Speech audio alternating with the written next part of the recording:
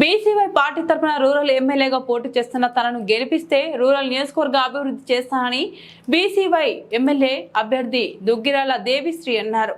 శనివారం రాజమహేంద్రం బొమ్మూరులోని కలెక్టర్ కార్యాలయంలో జరగబోయే ఎన్నికలలో రాజమండ్రి రూరల్ ఎమ్మెల్యే అభ్యర్థిగా నామినేషన్ దాఖలు చేశారు.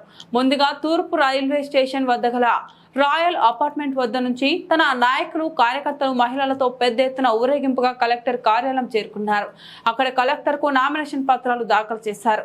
అనంతరం ఆమె మాట్లాడుతూ బోడే రామచంద్ర యాదవ్ స్థాపించిన భారత యువజన చైతన్య పార్టీ తరఫున రాజమండ్రి రూరల్ నియోజకవర్గం నుంచి తాను పోటీ చేస్తున్నట్లు అభ్యర్థి దుగ్గిరాల శ్రీదేవి వెల్లడించారు.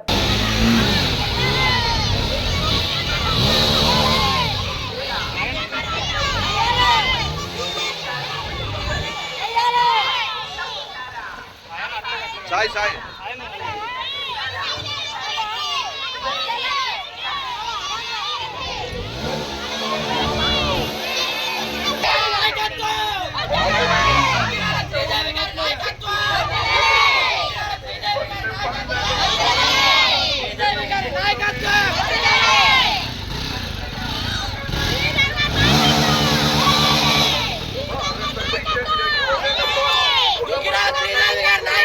ప్రజలందరికీ నమస్కారం అండి. నేను బీసీవై పార్టీ అంటే భారత చైతన్య యోజన పార్టీ తరపు నుంచి రాజమండ్రి రూరల్లో ఎమ్మెల్యే అభ్యర్థిగా ఇప్పుడే నామినేషన్ వేసి వచ్చానండి.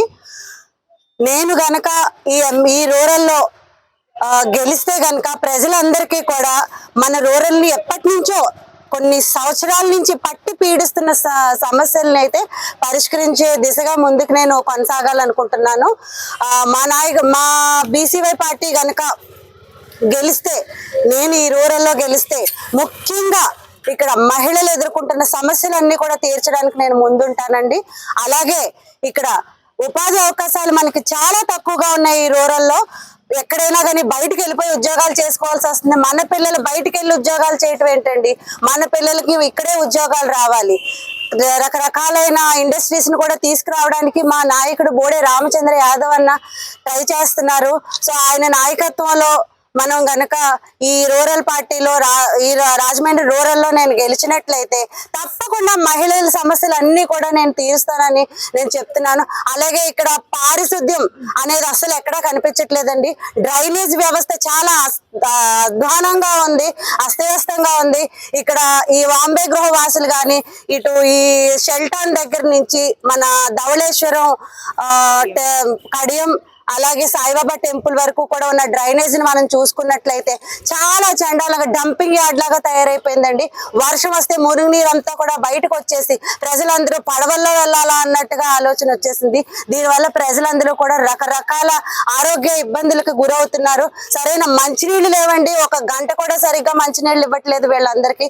ఇప్పుడు దాకా ఏ నాయకుడు కూడా వచ్చి వీళ్ళందరి ముందు నిలబడి, వీళ్ళందరి వెనకాల నిలబడి మీ సమస్య ఏంటి, మీ బాధ ఏంటి అని అడిగినట్లుగా నాకు ఎక్కడా కనిపించలేదు. ఏదైనా ఎలక్షన్స్ వచ్చే ముందో లేదంటే వాళ్ళకి అవకాశం ఉన్నప్పుడే వచ్చి ఏం కావాలి ఏంటి అని అడగటం, రాసుకోవటం, వెళ్ళిపోవటమే జరుగుతుంది. కానీ మాకే సమస్యలు పరిష్కరించలేదమ్మా అని చెప్పడం జరిగింది. నేను కనుక గెలిస్తే ఈ రూరల్లో తప్పకుండా ముందు అన్ని సమస్యలు కూడా పరిష్కరిస్తానని మీ అందరి ముందు నేను చెప్తున్నాను.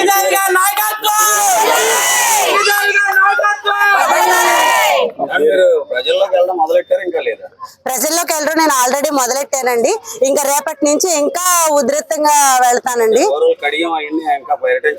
ఇంకా ఆల్రెడీ నేను గ్రౌండ్ వర్క్ చేసుకున్నాను. తెలిసిన వాళ్ళందరితో వెళ్ళి కలవటం, మాట్లాడడం జరిగింది. ఇంక ఇప్పటి నుంచి నేను డైరెక్ట్ గా వెళ్తాను ప్రజల్లో. రాబోయే రోజుల్లో రూరల్ ప్రజలకి మీరు మరిన్ని సేవలు చేయడానికి ఏమన్నా కొన్ని సేవలు ఏమన్నా చెప్పగలరా? డ్రైనేజ్ వ్యవస్థ పునరుద్ధరించడానికి, అలాగే మంచినీటి వ్యవస్థ, ఈ వీళ్ళకి ఎంత నీరు అయితే అవసరమో కనీసం అంత నీరు కూడా నేను వీళ్ళకి అందించే విధంగా నేను పోరాటం జరుగుతుందండి.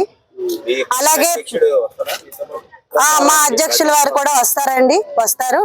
అలాగే పిల్లలకి, లేడీస్ కి భద్రత అనేది చాలా అసలు బాగోలేదండి. ఇక్కడ మన రూరల్లో ఒక ప్రాంతం నుంచి ఇంకో ప్రాంతానికి వెళ్ళాలంటే మధ్యలో గ్యాప్లు ఎక్కువగా వచ్చేసినాయి అనమాట.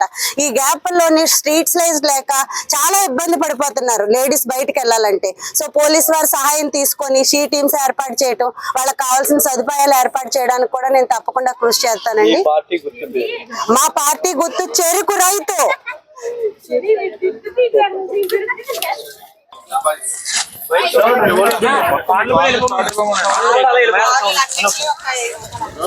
అలా వెళ్ళిపోమా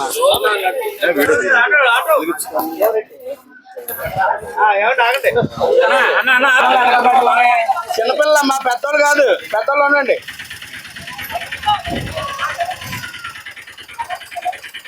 మా ఇటు ఇటు ఇటు అన్నీ ఇటు చూడండి, ఇటు ఇలా చూడండి.